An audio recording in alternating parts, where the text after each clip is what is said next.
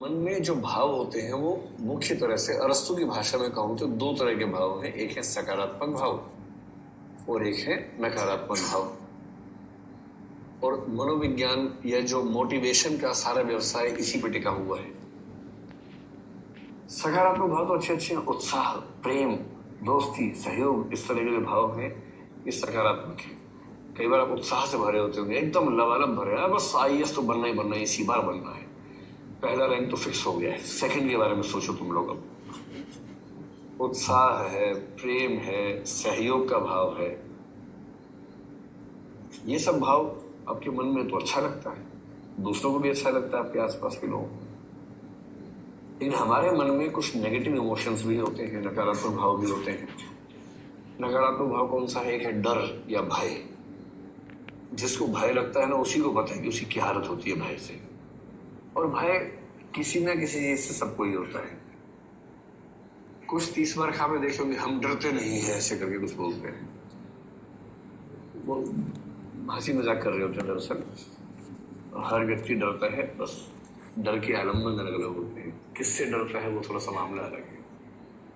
लेकिन भय अगर ज्यादा हो तो आपकी जिंदगी खराब हो रहती है, आपको परेशानी रहती है, हमेशा डर लगता रहता है हर समय कोई बात हुई। ऐसे नफरत, अगर आपका मन नफरत करने वाला मन है तो बड़ा मुश्किल है भाई। आपको मारने के लिए किसी और की जरूरत नहीं है, सेल्फ गाइडेड मिसाइल है और खुद अपने ऊपर निशाना लगा रखा है आपने। जो आदमी नफरत करता है किसी से, उससे बड़ा दयनीय व्यक्ति कोई नहीं है। उसने अपनी जिंदगी खुद ही खराब कर रखी है। 24 घंटे किसी ऐसे व्यक्ति के बारे में सोचना जिसको आप चाहते भी नहीं, जिसको चाहते हैं उसके बारे में सोचना फिर भी ठीक लगता है, जिसे चाहते भी नहीं 24 घंटे उसके बारे में सोचना और उसके हिसाब से खुद को कंट्रोल करते रहना, कैसी जिंदगी है। फिर उत्साहहीनता है, या जिसको आप कह सकते हैं दीनता का भाव है। घृणा तो नफरत ही हो जाती है, उससे तो वही कह लें, ठीक है। इस तरह के भाव। जलन, ईर्ष्या का भाव। ईर्ष्या के बारे में शुक्ल जी कह गए हैं कि ईर्ष्या स्वाभाविक भाव नहीं है, कृत्रिम भाव है, जो समाज में पैदा होता है, जो प्राकृतिक रूप से मनुष्य का भाव नहीं है। हमें तो ये बात ठीक नहीं लगती है उनकी। हमें तो लगता है कि ईर्ष्या पशुओं में भी है, और पशुओं में भी है तो इसे हमें प्राकृतिक मानना चाहिए। और मैंने तो पशु में ठीक ठाक ईर्ष्या देखी है। अगर आपके घर में कोई पालतू पशु हो, आप उसकी हरकतें देखिए, उसके सामने कुछ खास ऐसे एक्शंस कीजिए जिससे पता लगे कि वो ईर्ष्या करता है नहीं।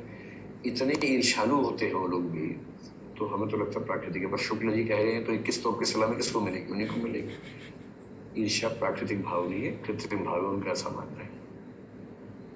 तो कई बार हम लोग इन भावों से भरे होते हैं, विफलता का भय जैसे, उससे भरे होते हैं।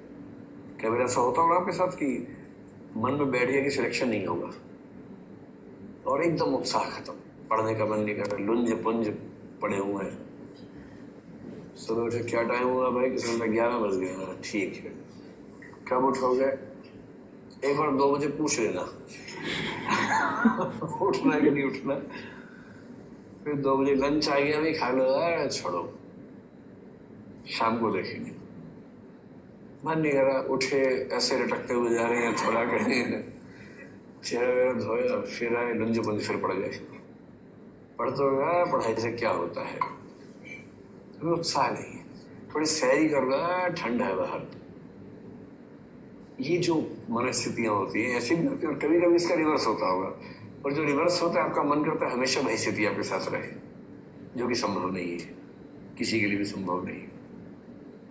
अरस्तु ने कहा कि हम कुछ ऐसा कर सकते हैं कि इन नकारात्मक भावों को अगर मन से बाहर निकाल दें।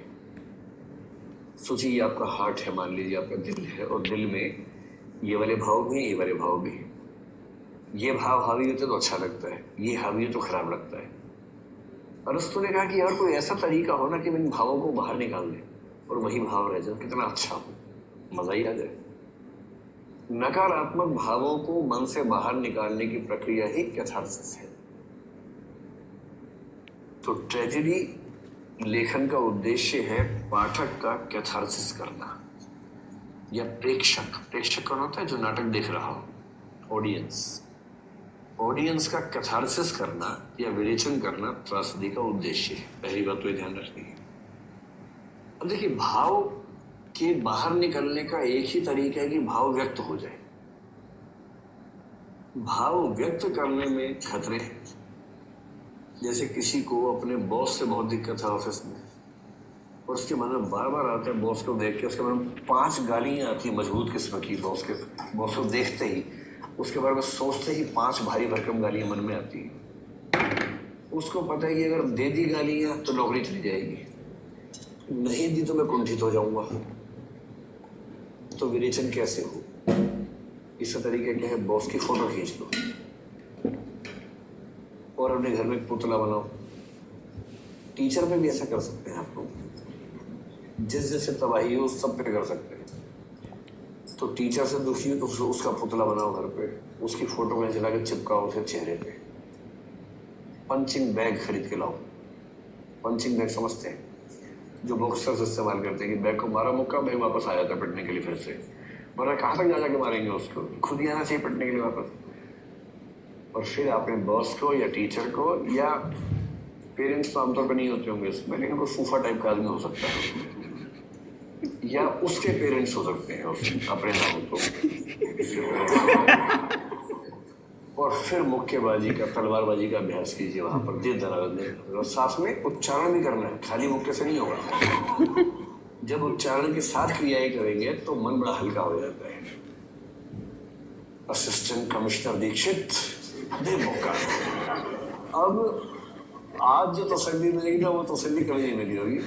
और 20-25 मुक्के मार के ऐसी लात मारो कि बोलता नीचे गिर जाए पुतला, उसके बाद उसके ऊपर चढ़ के उसको मारो कस कस के। ये होगा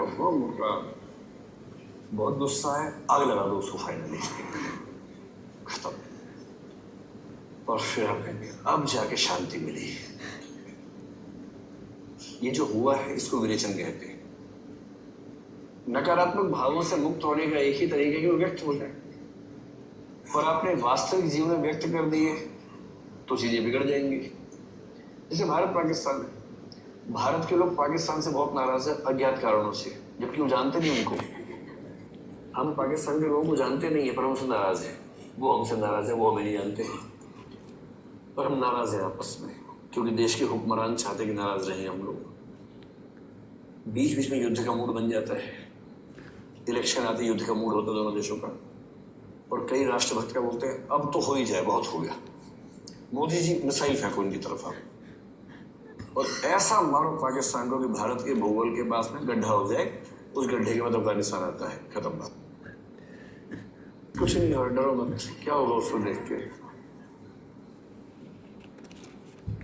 में युद्ध का मूड बन जाता है, इलेक्शन आते युद्ध का मूड होता है दोनों देशों का, और कई राष्ट्रभक्त का बोलते हैं अब तो हो ही जाए, बहुत हो गया, मोदी जी मिसाइल फेंको इनकी तरफ आप, और ऐसा मारो पाकिस्तान को कि भारत के भूगोल के पास में गड्ढा हो जाए, उस गड्ढे के बाद अफगानिस्तान आता है, खत्म बात। कुछ नहीं हो, डरो मत, क्या होगा उसको देख के। आपको डर लग रहा है कि अचानक कुछ होना है? जाइए।